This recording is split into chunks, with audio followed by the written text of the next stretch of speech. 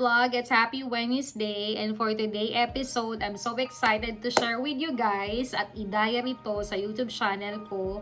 Kinikilig ako na naiiyak ako kasi bilang mommy at bilang makikita mo naman sa title natin is LDR mom or relationship sa aking anak. So from this time, i-share ko sa inyo ang best event na nangyari sa kanya last night na talagang very supportive talaga kami.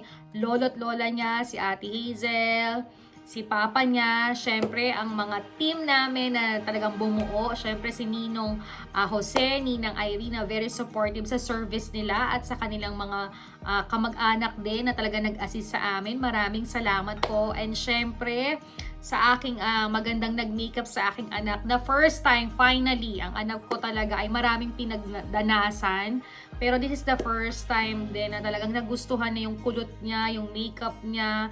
And I would like to thank to Miss Helen Maranan ba and yung team niyang kapartner. Maraming salamat, especially yung pag-a-assist sa kanila ni Mosel sa BFF din ni aking anak. Maraming salamat dahil napaganda mo sila. Mamaya ipapakita ko sa inyo kung saan nyo sila makokontak para naman sa ganun ay mahanap nyo sila. Support local business na mga ganyan kasi ang gagaling din talaga nila. And syempre kay Ate Irene, talagang pagkailangan ko ng help yan si Mari. Very super girl yan, nagagawan agad namin ng paraan. Malayo pa lang, meron na agad siyang solusyon. Mari, maraming salamat talaga. And syempre, gusto ko rin pasalamatan ang magandang gown ng aking anak na talagang siya nag-style. Binigay ko yung time na makapag-isip siya. Syempre, 18 years old na siya. Hindi siya nag-18 birthday, kaya sabi ko, o sige, kung anong gusto mong gown na isuot ngayon, go ahead, payag kami ng papa mo, basta alam namin comfortable ka, masaya ka, at yun talaga ang team nyo sa school nyo, go ahead. And pero si Tambi kasi naman, always I advise to us, binibigay niya rin yung mga desisyon niya, and final, hinihingi rin niya yung opinion at advice namin. So, hindi din naman siya nagdidesisyon ng kanya. So, I'm so very thankful.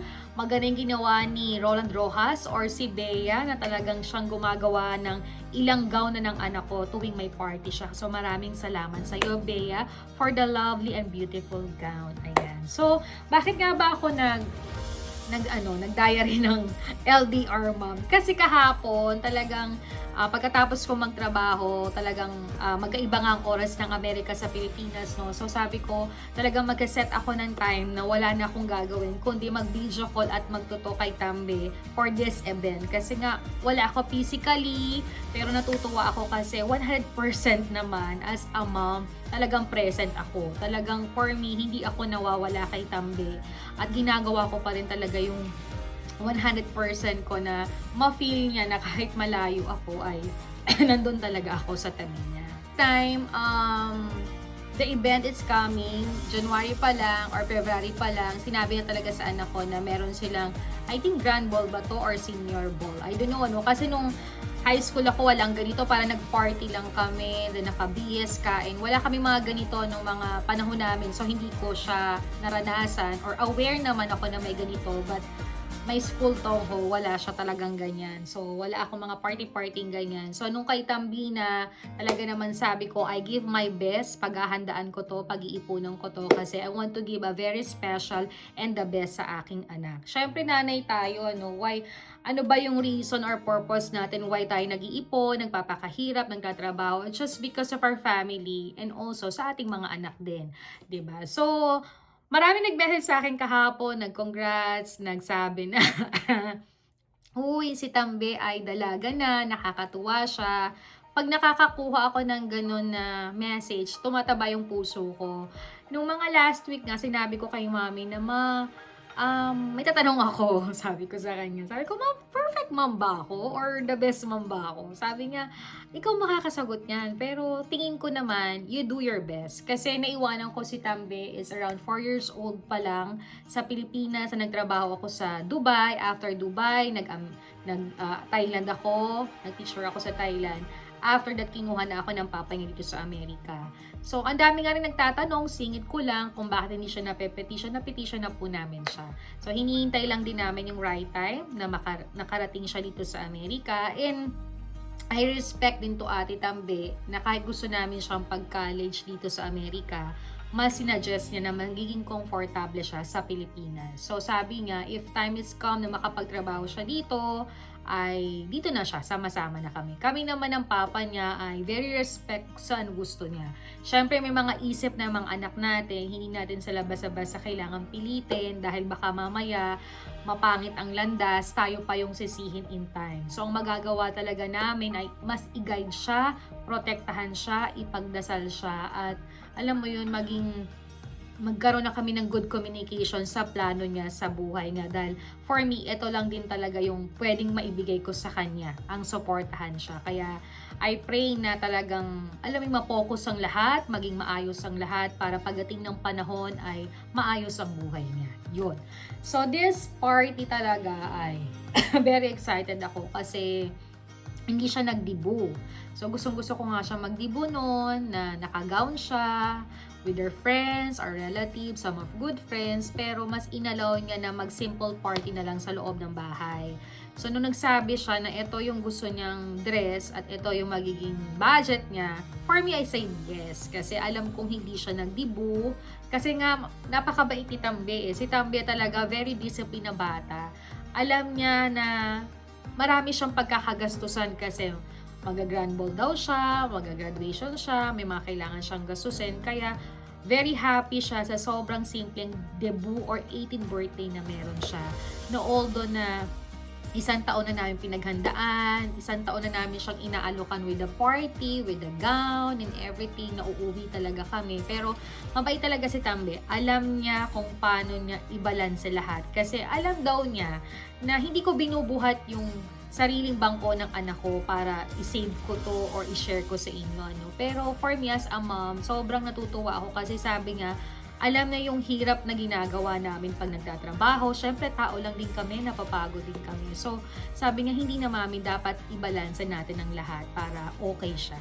So, natutuwa ako kasi talagang hindi lang din niyang pang sarili niya iniisip niya. Iniisip niya rin kaming mga taong nagmamahal at nagmamalasakit sa kanya. Ano? Kaya talagang, for me, sobrang saya ko. Last Sunday, share ko lang, nag-counseling uli kami ng asawa ko sa kay father. Lagi kami nagkikwento kay father eh.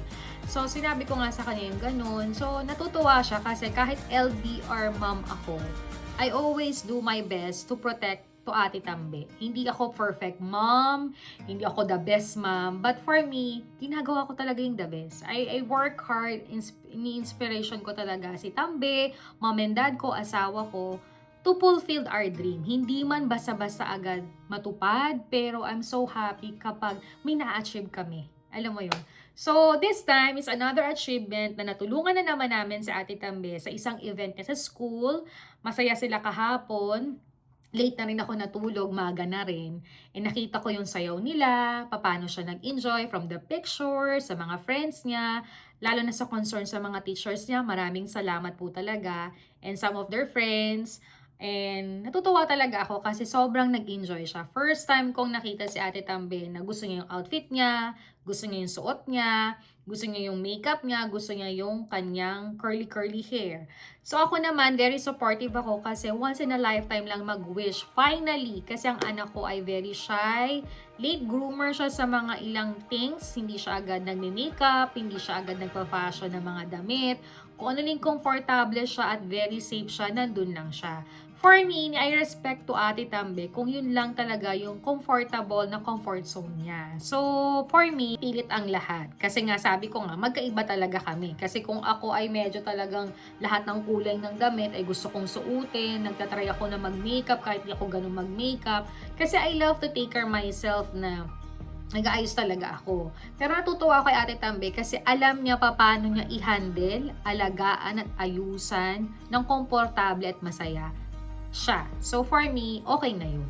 Basta alam ko na inaalagaan mo yung sarili mo, malinis ka, mabango ka, maayos kang manamit.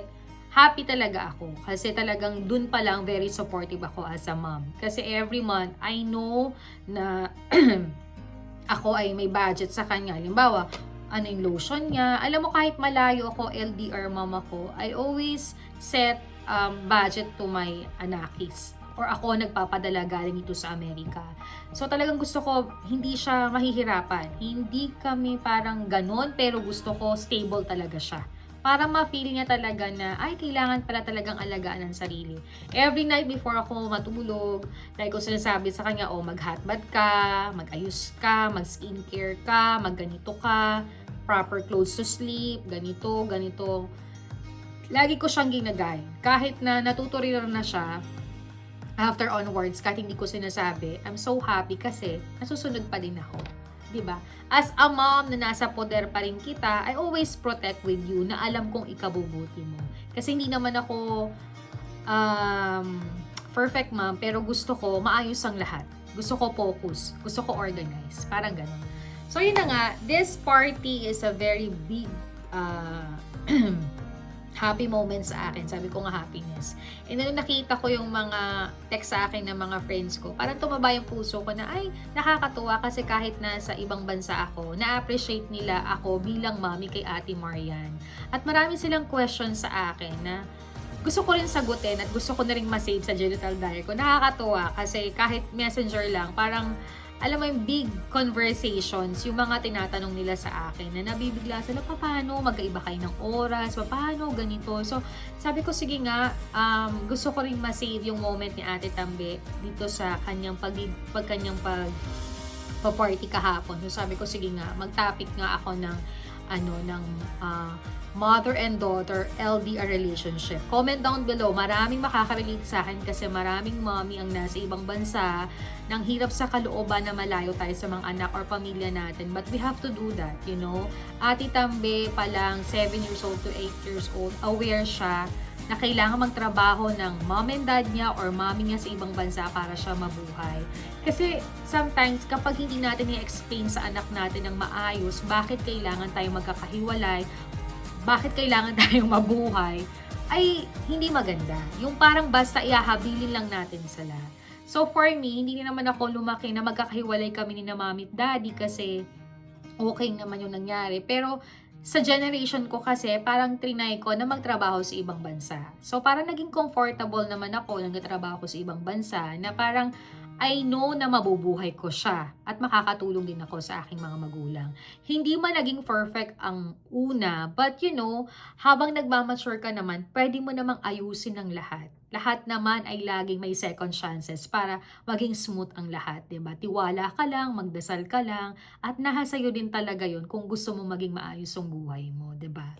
So for me, 7 years old, ay iniwan namin si Tambe sa Pinas, 4 years old. So, para sa akin okay pa kasi bata pa siya. Pero we try our best na mag-ipon para 2 years or 1 year makikita mo siya. Para at least yung presence mo kahit 1 month lang makasama mo siya, makilala mo siya, alam mo na yung mga ayot gusto niya. Maging aware ka din, hindi lang dahil nagpapadala ka ng pera para buhayin mo siya or nagkatrabaho ka sa malayong lugar. This is only based on my experience kung paano ko rin pinalaki si Ate Tambe. So, yun nga.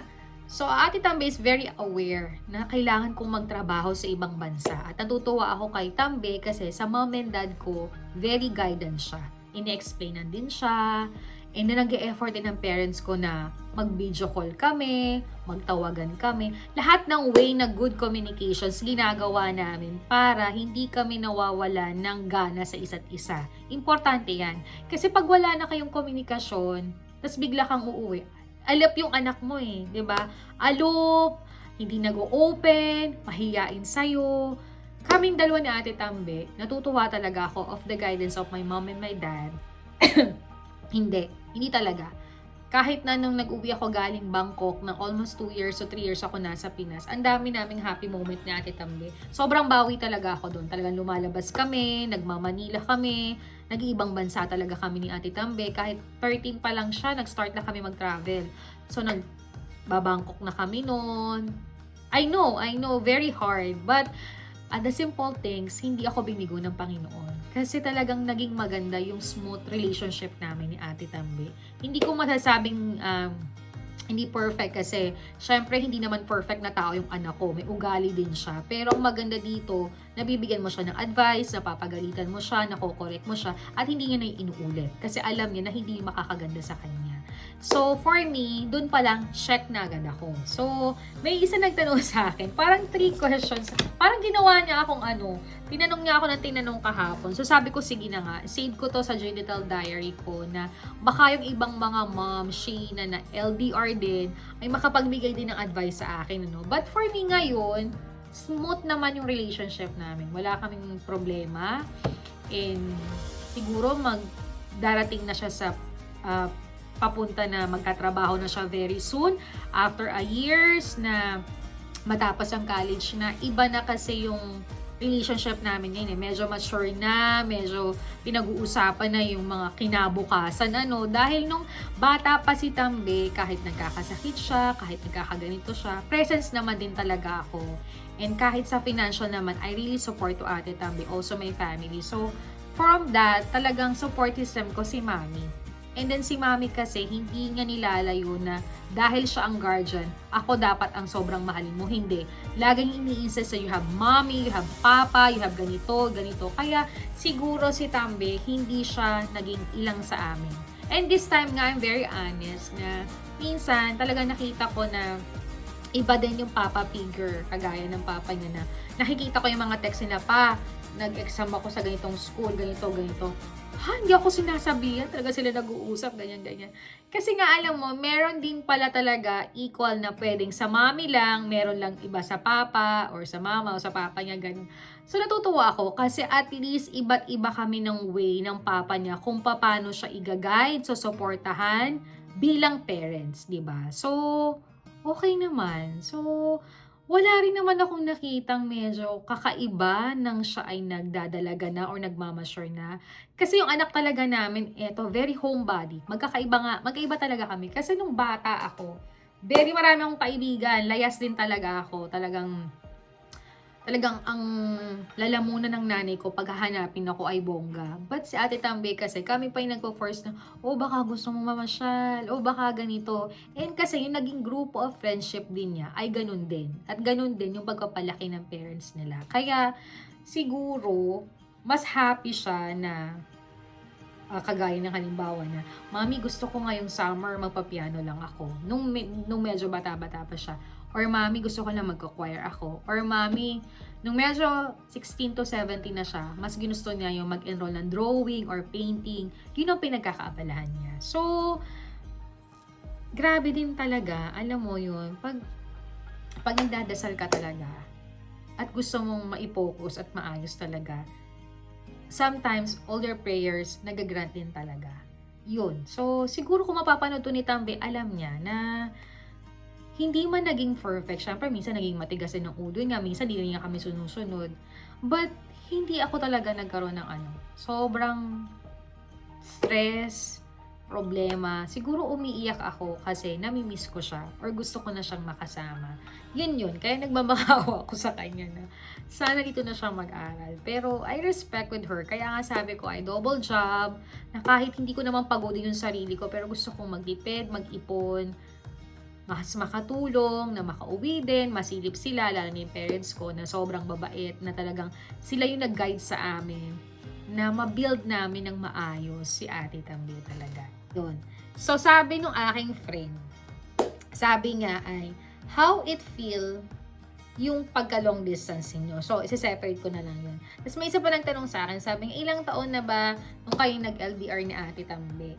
Sabi ko, 4 years old. 4 years old talaga. Tapos, pabalik-balik na lang kami ng Pilipinas noon. Siyempre, bata pa siya.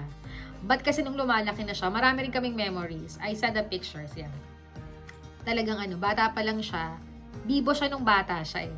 Nung tumanda na siya, naging mahiyain talaga siya. So, for me, okay lang. Siguro talagang dumarating yung time na hindi natin siya mapipilit sa mga gusto natin. And then, magkaiba talaga kami kasi ako medyo arte-arte style ko. Pero siya talaga, nagiging maarte din siya, pero limit lang. Parang hiya pa rin siya. But for me, sabi ko, sige, okay lang. Alam mo yun, para bang hindi natin sila kailangan pilitin kung anong gusto talaga nila. So, 4 years old kami, una namin siyang naiwan sa Pinas. So, I'm so thankful to my mom and dad kasi talagang sobrang sinuportahan nila kami sa mga gusto namin para mabuhay din kami, di ba? Yun. Next naman is how you manage everything. Nag-work ka, at bilang LDR mom ka. Ang hirap sa una kasi lalo ngayon napakalayo ng Amerika, 'di ba? Kahit gustong last year, very thankful ako kasi 2 times akong umuwi. Pero ang gastos guys, kahit na alam mong kaya mong trabahuhin, kaya mong ipunin, pero for us, nangihinayang ka kasi may mga dreams and goals kayong gustong gawin pagtanda. Hindi naman porket kumikita kayo ay labas lahat, no? You have to um, discipline din, you have to, you know how to handle everything. So, ang kagandahan talaga nito is paano ko nahahandle or namamanage ang lahat.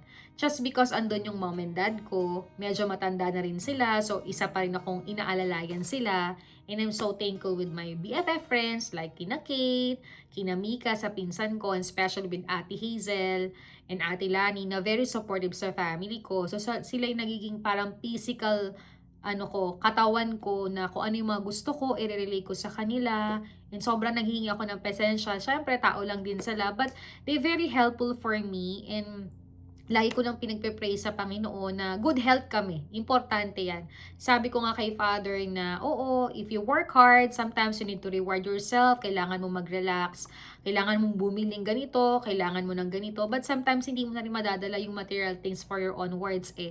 At this time, the very importance, and you have to keep little by little kasi you never know what will happen. Example, kung uuwi ka ng Pinas, diba sa nangyayari sa mundong to, kung hindi ka handa, paano ka? So, diba, lahat ng mga blessings na binibigay sa atin ngayon ay kailangan pahalagahan, kailangan pag-iisipan ng lahat, kailangan maging mature lahat, diba?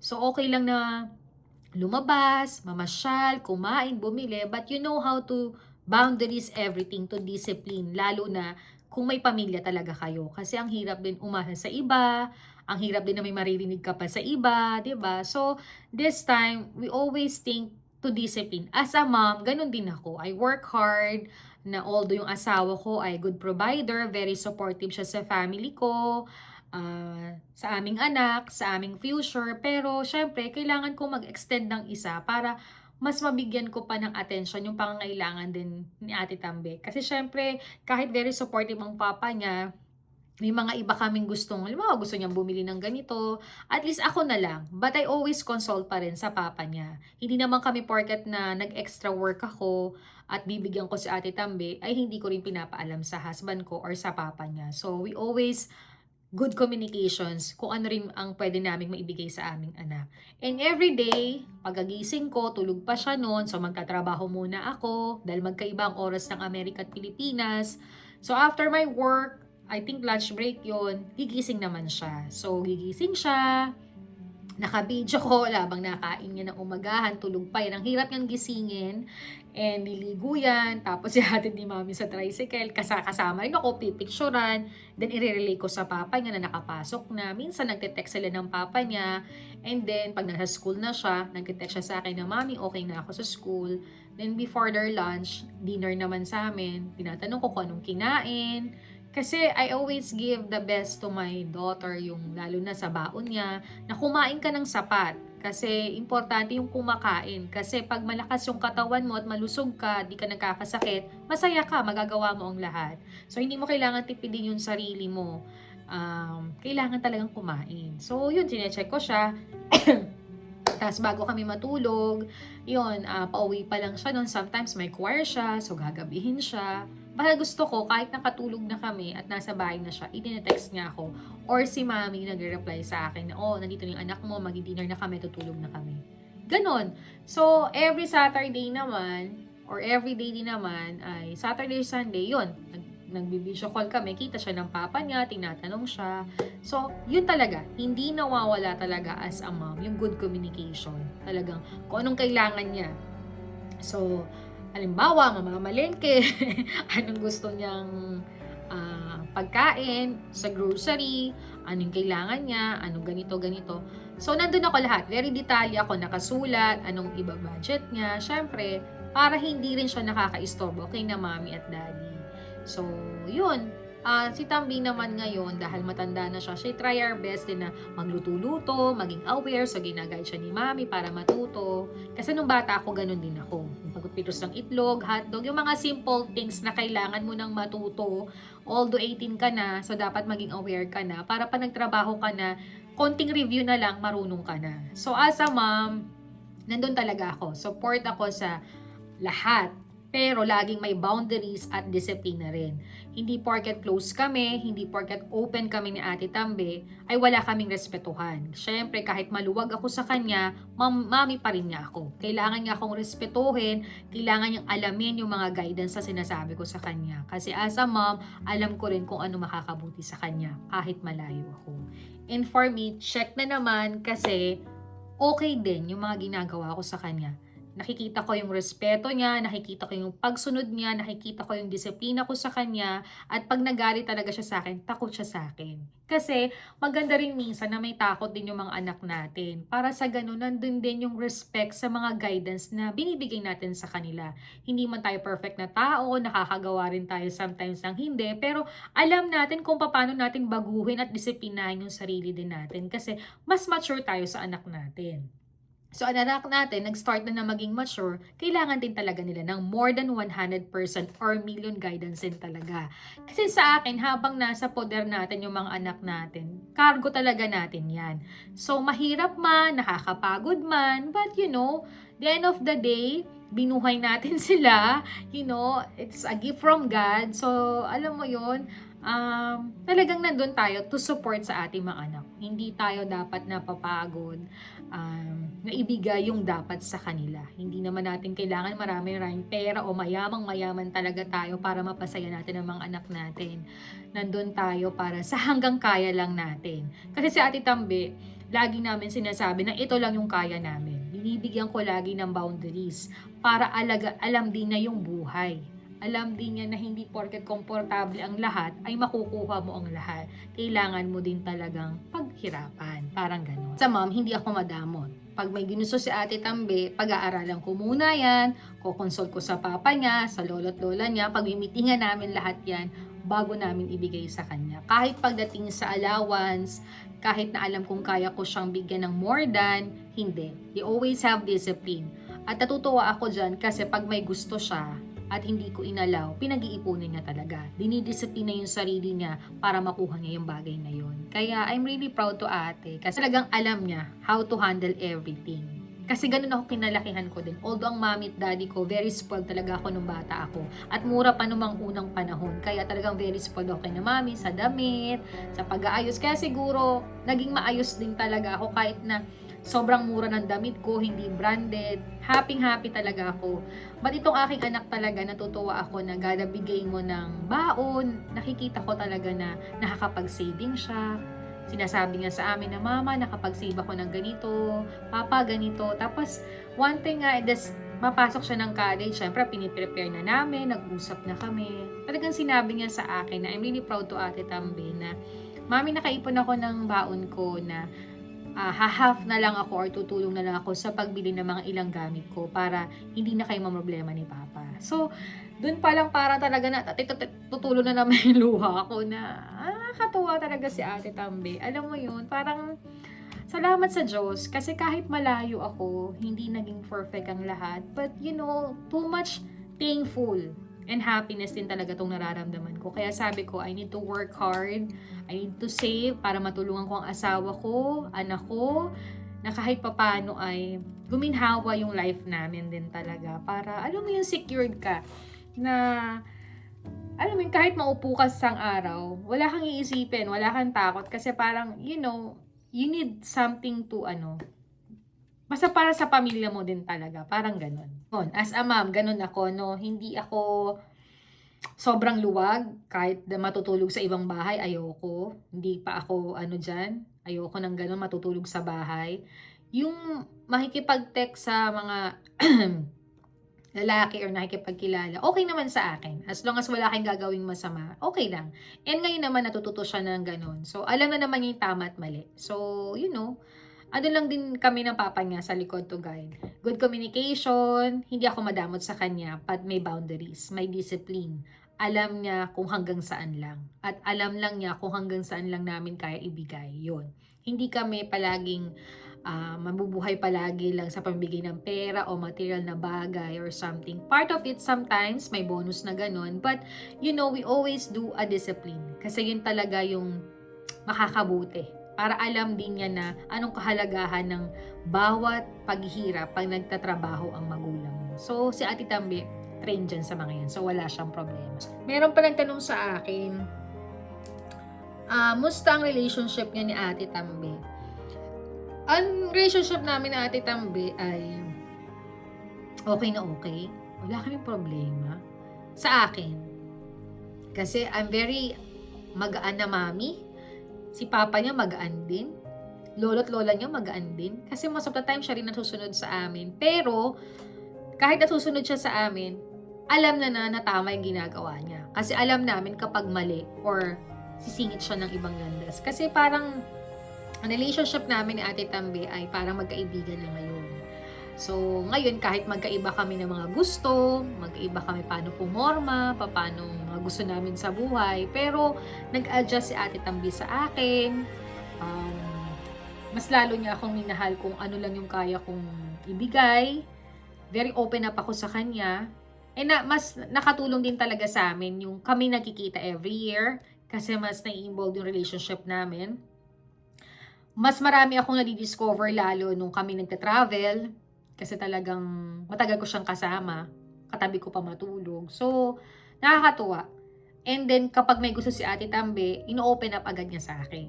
Mami, ganito, very detalye. Tapos pag-aaralan ko kung okay or makakabuti sa kanya or makakabuti, ganun. So, saka ganun. Kasi siguro, naging relationship namin, very open up. Kahit na sobrang kulit ko kate-text, katatawag. Importante yun. Kasi, kailangan ko talagang malaman na okay siya. 'Di ba? Kasi, alam mo yun, malayo na nga ako sa kanya. Hindi kagaya nung nasa Pilipinas ako, nung nakapagbakasyon ako, pagising niya, napagsisilbihan ko siya ng pang-umagahan niya, anong gusto niya sa lunch, merienda, dinner, yung masamang pakiramdam niya, nakaranas din ako na dinadala ko siya sa doktor. So, mas nakilala ko rin siya. Mas alam ko na rin kung ano mga gusto niyang kulay, ano mga ayaw niyang pagkain, ayaw niyang mga gawin, anong mga naiirita siya. So, lahat yun pinag-aaralan ko, lahat in-adjust ko. Kaya siguro, wala kami masyadong pagtatalong sa isa't isa. Ate Tambi is a very tahimik na tao. So, alam ko kung saan ako papasok, saan ko siya pagsasabihan. Kasi hindi naman siya more than nakakagawa ng mga ka-irritable na parang kailangan kong paulit-ulit. Kasi tahimik din talaga siya. May sarili siyang buhay. Pag gusto niya magpiano, magpapiano yan. Pag gusto niya makipag-chikahan, mag-chikahan yan. And masayahin din siyang bata. Mahilig siyang kumanta, sumayaw. Ganun yung mga ginagawa niya sa bahay. Painting. Mahilig siya mag-painting. Minsan, ayaw niya na ipopost siya. Kaya madalas hindi ko siya pinopost sa Facebook. Nirerespeto ko siya sa mga gusto niyang gano'n. Wala kaming away. So, may iba rin akong ayaw na pag-aaralan, hindi ka nare-respeto niya. Sa pagdating naman sa mga fashion, alam ko lang yung mga gusto niyang suotin. Kung very colorful ako, minsan nagko-colorful din siya, minsan naman hindi. Very classic lang din yung gusto niya. Nire-respeto ko. So, pag nag-shopping ako, I'll always consult to Ate Tambi bago ko siya bilhin para magamit niya. So, ganun lang kami. Tapos, pag may mga gusto kami sa isa't isa, naiinis kami, nagagalit kami, we tell. Para na pag-uusapan na bibigyan ng solusyon talaga. But as a mom, wala pa naman. And sa mga plano niya sa buhay, I respect. Kasi 18 na siya ngayon eh. Pwede na siya mag-decide kung ano makakabuti sa kanya. Kasi nga siya ay nakakapanood ng mga social media. Pero sabi ko nga sa kanya, hindi lahat ng naririnig mo at hindi lahat ng nakikita mo ay okay. So, you need to take advice pa rin sa lola at lola mo or sa amin ng papa mo. And you have to decide kung ano makakabuti sa'yo. Kasi, ang hirap din na maniniwala ka sa ibang tao na ilalagay ka sa pangit na landas. And especially, sabi ko, lalo ng anak namin ay very madasalin. Every Sunday na nakanta siya sa simbahan, nagka-choir siya. Parang yung naging panata niya. So, sabi ko, you have to pray. Ate Tambi is a very lovable din na mag-rosary every night. Nagba-Bible din siya and nagpa-personal prayer din siya palagi. So sabi ko, you have to guide. Ask to the Lord kung lahat ng plano mo at gusto mong gawin ay ipanalangin mo sa Kanya. Kasi pwede Kanyang bigyan ng guidance or ituro kung tama o mali yung desisyon mo as a mom at si papa niya, tuwing nagdadasal din kami, I have a personal prayer sa aming anak para mas magay din siya sa mga ginagawa niya. Yung event na to last kahapon ay very special sa akin kasi first time kong nakita na kung ano no mga pictures ang ginawa niya na talagang, alam mo yon, nalabas na rin siya sa shell niya. Hindi ko siya pinupush na lumabas sa shell niya kasi alam mo yon, ayoko din na, alam mo yon, very careful din ako sa anak ko.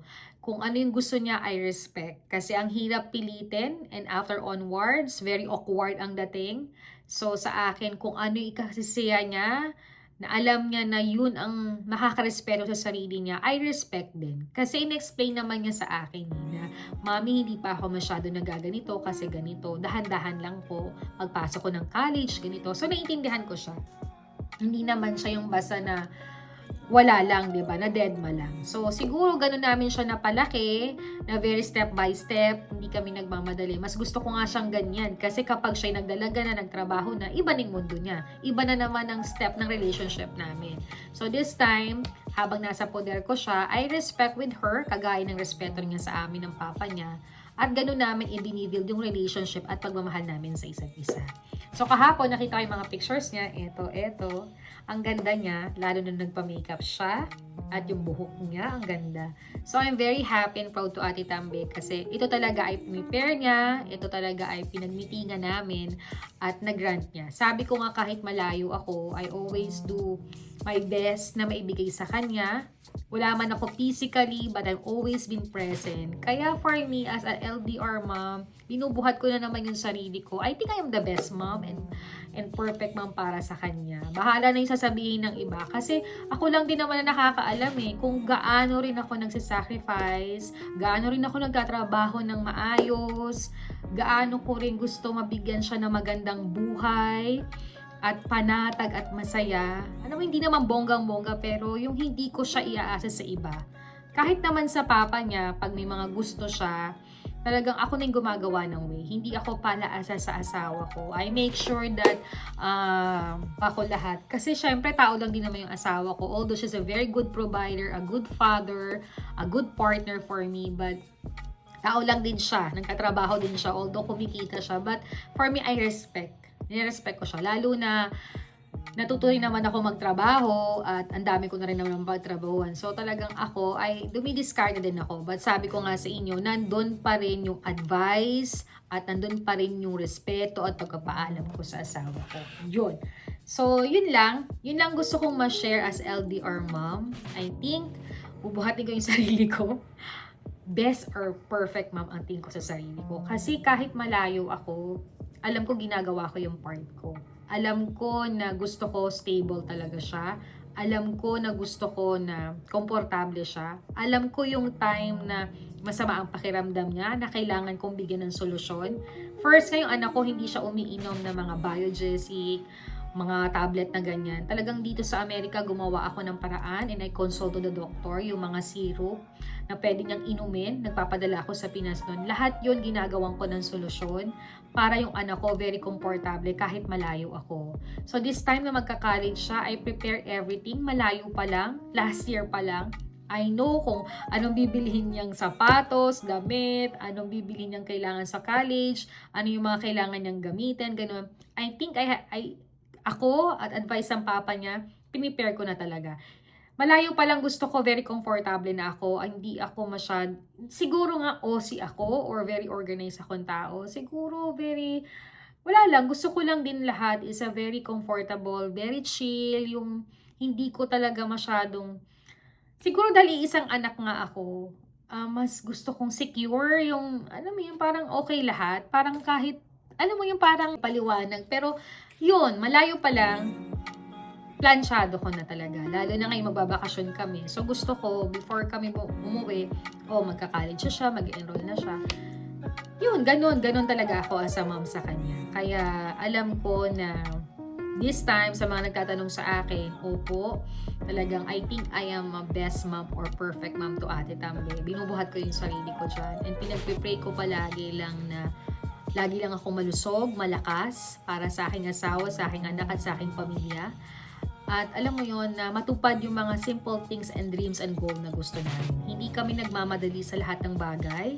Alam namin itong pinaghahandaan, pinag-iipunan, pinag-iisipan, at pinagdadasal. And in time, okay. Kasi this time, ako mawi-wish talagang very comfortable ako sa buhay ko, very contented ako, masaya ako, and very smooth, tahimik, nasa tamang lugar, tamang tao, tamang desisyon yung ginagawa ko sa pagkakataong ito. And as a mom, lagi kong binibigyan ng disiplina yung sarili ko. Hindi man ako perfect, pero gusto ko na maging maayos ako para maging modelo ako ng aking anak. Yun. And the last question na sinabi niya sa akin is, sis, baka naman pwede ka mag-advise being tips mo bilang mommy, bilang LDR. May mga naging kaibigan na ako ngayon, kagaya ng mami ni Musel, kaibigan ng aking anak, na LDR din sila ni Musel. Si Musel ay napakabait na bata. Lagi ko rin siyang mini-message, ginaguide kahit na yung mom niya nagkatrabaho sa Singapore. I'm very proud sa mom ni Musel kasi talaga nakita ko rin yung paghihirap, sacrifice niya para mabuhay ngayong dalawa niyang anak. Ako nga iisa pa lang anak namin. Talagang nandun na din talaga yung sacrifice din talaga namin. So, sabi ko, or tip, bilang mami, wala namang perfect life, wala namang perfect family, walang perfect na tao, walang perfect na mom and dad or parents or something. But, pwede mo rin siyang masabi talagang perfect. Pwede mo rin siyang maging masabing best kasi ginagawa mo na yung part mo. Una, yung pagising mo ng umaga, na you have to discipline, you have to work, hindi dahil para mabuhay kayo. Hindi yun eh. Dahil may mga goals and plans and dreams kayo na hindi naman kayo nagmamadali pero kailangan mong gawin to support your family. So ako, as a tip, as a mom, I wake up early in the morning din para, alam mo yun, para din sa pamilya, especially makatulong ako sa aking asawa. And gusto rin kasi talaga namin na mabigyan ng magandang kinabukasan ng aming anak, ng aming pamilya someday. Syempre, tatanda rin tayo, no? Kaya kailangan din na pinaghahandaan yung mga bagay na yan. Syempre, makatulong din sa aming mga pamilya. Very important yun. Kasi pag tumutulong tayo sa ating pamilya, lalo na sa mga parents natin, for my experience, magaan ang lahat. Mas nabibless ka talaga. Talagang saksi na talaga ako dyan.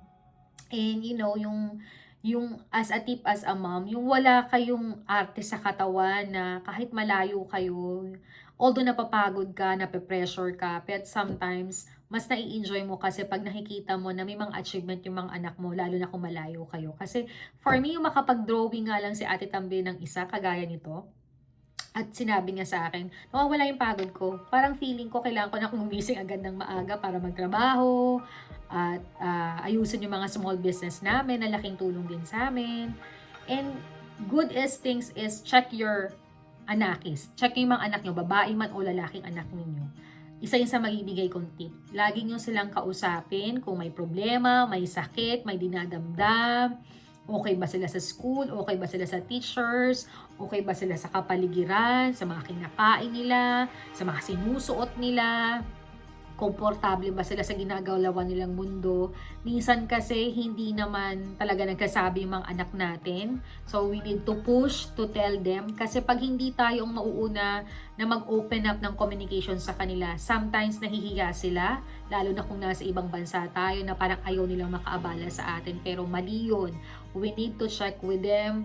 Kahit na medyo mukhang gorilla na tayo. Pero nandun pa rin naman yung parang cool mom and dad lang tayo. No? Hindi naman yung sobra na parang kakatakutan na tayo ng anak natin at hindi na talaga magsabi. No? Siguro yun ang isa. Kasi yun din ang gumana sa amin ni Ate Tambi. I need to make sure that everyday video call, tawag, text, hindi naman kailangan time to update. No? May sarili din siyang buhay. So I respect with her. Kung may mga kwento siya na ayaw ikwento sa akin, na gusto na munang sa kanya, okay lang yon. As long as alam kong safe siya doon at walang mangyayari sa kanya, okay lang. Kasi kahit din naman tayo, sometimes we have our own secrets, di ba? So I respect with her. But even though sa mga ibang things na gumugulo sa isip niya, ay nandito kami ng papa niya or lola't lola niya or sa Ate Hazel para pakinggan siya at bigyan siya ng advice. So isa pa is yung routine ng life niya. Alam ko pag moody siya, so sasabihin ko anong problema, anong masakit sa'yo, Kasi syempre kahit malayo ako, napag-aralan ko na din talaga siya. So, we're very comfortable din kahit na ganito lang yung setup namin. Feeling ko nga nasa Pilipinas din ako kasi talagang always call with her, lalo na magaan yung oras ko, magaan yung ginagalawan ko after my work, after my business, talagang focus ako sa kanila ng papa niya at si Tambe, ganun din sina mami at daddy. So siguro yun din ang ginawa ng asawa ko kasi ito yung wish niya na para masubaybayan ang lahat. So talagang for me, kailangan kong gawin, maging super mom din talaga ako. So okay naman sa akin kasi just 2 years, na-enjoy ko na to. Na-accept ko na talagang, ay eto na talaga siguro yung prayers ko. Answer prayers from God na kahit maging full-time housewife ako, extra may work online ako or may business ako, basta gusto ko magawa ko yung part ko as a wife, asawa, as ina, at saka syempre kina mami at daddy. And syempre, ang asawa ko naman always give a me time for myself. Sa mga video call ko with my friends or kung gusto kong lumabas, very maluwag naman siya. Pero for me kasi, marami akong binago na mas nakaganda at mas nakatahimik talaga sa akin. Yun. So, yun ang mabibigay ko ng advice. You have to check. Good communication is the best. Kasi, for me sa aking pamantayan, pag magandang komunikasyon ninyo ng pamilya mo, kahit asawa mo, anak mo, pamilya mo, kaibigan mo, ay maayos din talaga. Kasi dun yung hindi kayo nagsisikret sa isa't isa. Pero syempre may mga bagay naman na hindi ko nikwento din ng mga anak natin. But for me, okay lang yun. Syempre nagmamature na sila. Syempre yung mga chika nila sa mga friends nila ay hindi nila sinasabi. But you know, ang anak ko talaga ay very honest. Kasi lahat ng friends niya ay friends ko din. Ka-Facebook ko din, ka-chika ko din, kinukumusta ko din. At ang maganda nun kasi lahat ng mga mom and dad nila ay kaibigan ko din. So pag umuwi talaga kami, in-invite nila kami or nagde-date kami para kumustahan din, para maging komportable din yung mga anak namin na magkakaibigan din talaga. Isa pang tip is, nasa loob talaga ng bahay, nagsisimula ang magandang ugali or pamumuhay ng ating mga anak. Lahat-lahat nagsisimula yun sa loob ng bahay. Sabi nga minsan, kung ano yung puno, yun yung nagiging bunga, yun yung nagiging full of reaction sa labas. So, hindi man tayo perfect, no? Lagi ko tong sinasabi. But, you know, they have chances to change. They have chances sa lahat. Kung ang Diyos nga ay nagpapatawad multi-times sa mga ginagawa natin, why na tayo din mga tao, no? So, yun din. And then, siguro yung prayers, tutuwa ako kay Tambe, hindi naman namin siya, or talagang naturuan din namin siya na magdasal. Simula bata siya lang na sa sakre.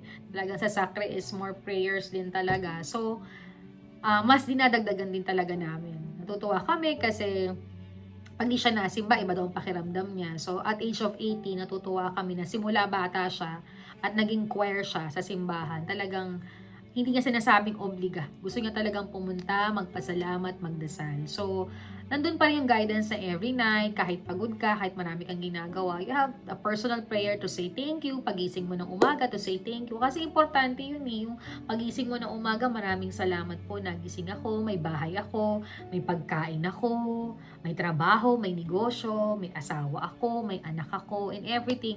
Yun na lang lagi, everything din yung lagi kong thankful sa aking sarili.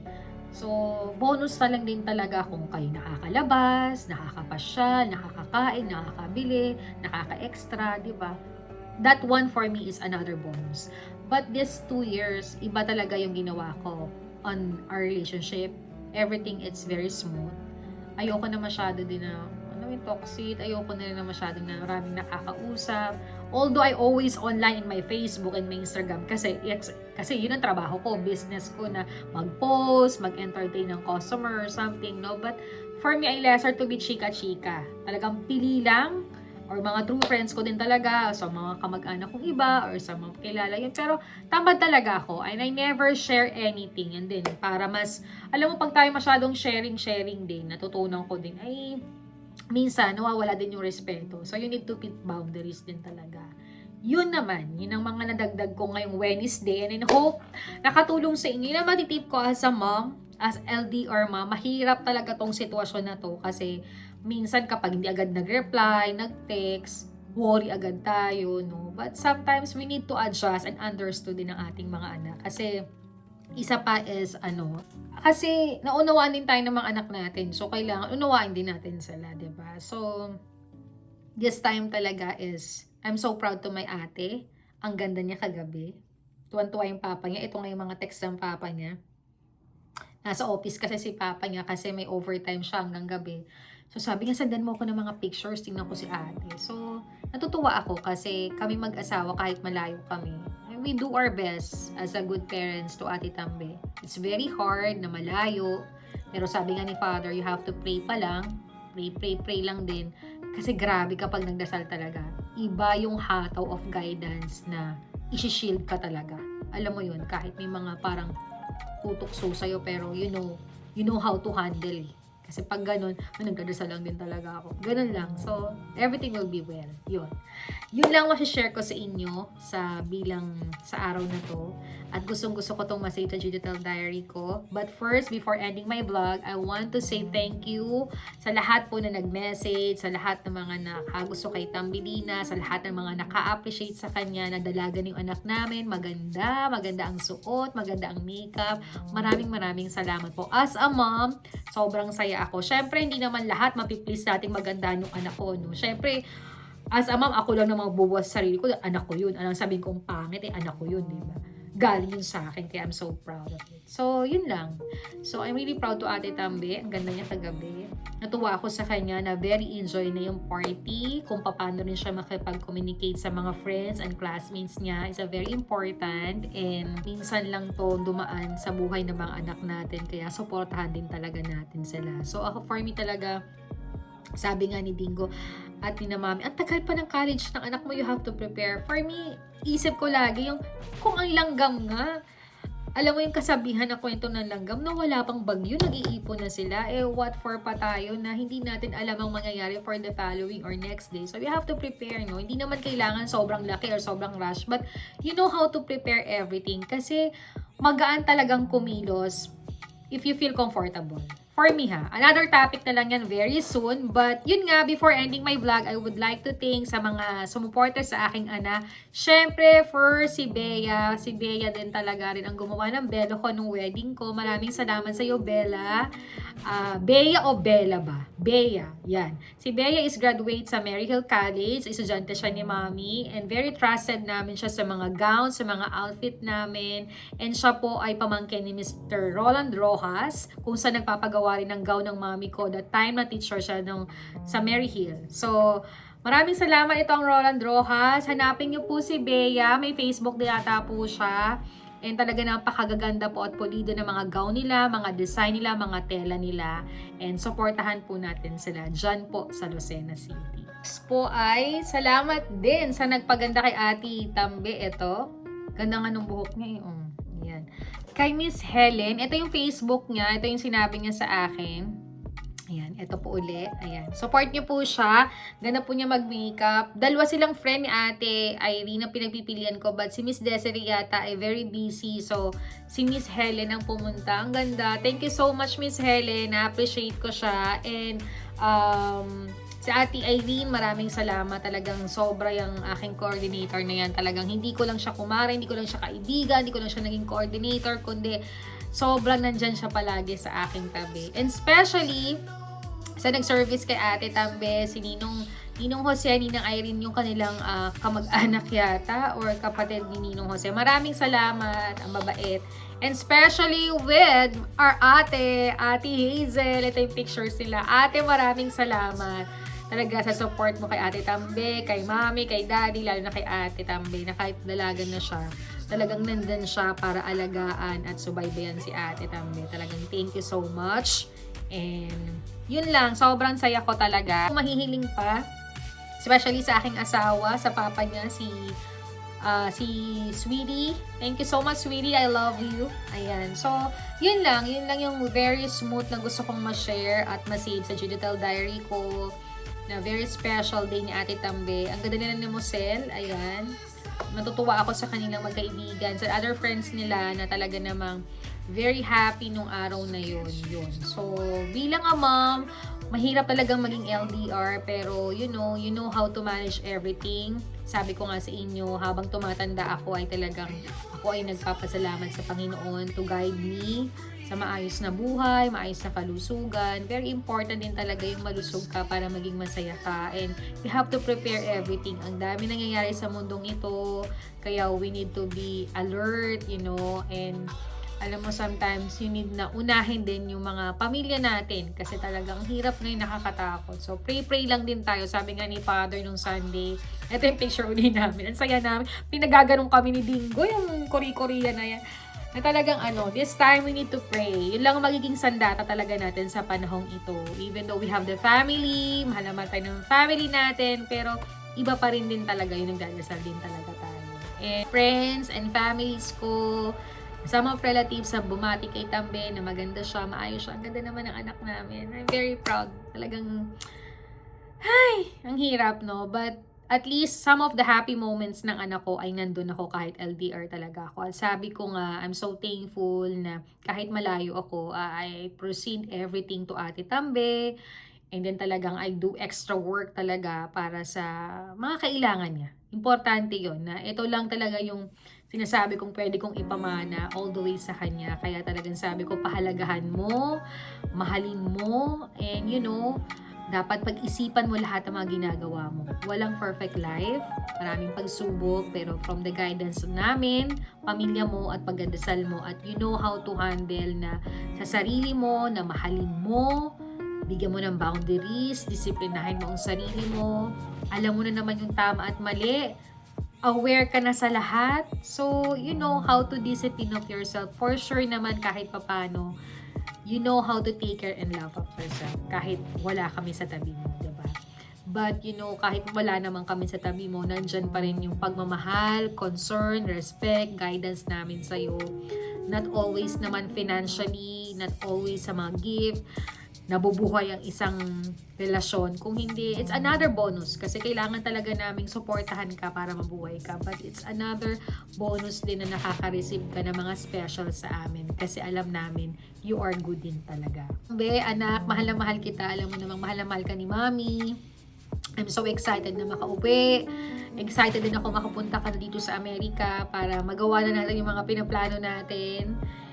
Natutuwa ako kasi we never changed sa isa't isa, and we're very honest sa isa't isa, but I respect, hindi naman 100% ay ganun, pero natutuwa ako kasi nandun yung respeto, pagmamahal mo sa amin ng papa mo, at yung very concerned mo sa amin, at yung palagi mo kami pinagdadasal.